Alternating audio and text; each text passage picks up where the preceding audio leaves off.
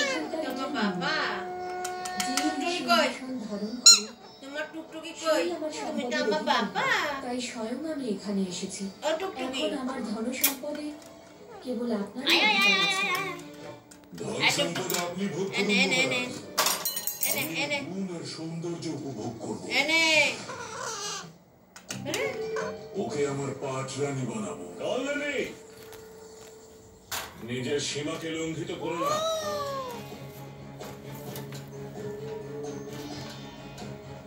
আমাদের শুধুমাত্র ওনার দেওয়া ধনের ভোগের অধিকার আছে। দেবী লক্ষ্মী হলেন বিষ্ণুপত্নী, তিনি বিষ্ণুপত্নী থাকবেন।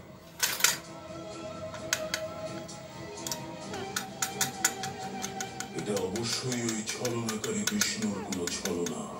সতর্ক থাকতে হবে।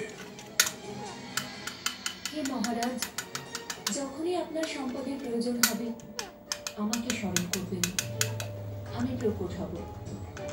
এবার অনুমতি দিন। আর কি? আপনি ভুল করছেন মহারাজ। আপনি ভুলে যাচ্ছেন যে আপনি কে, কোন বংশের।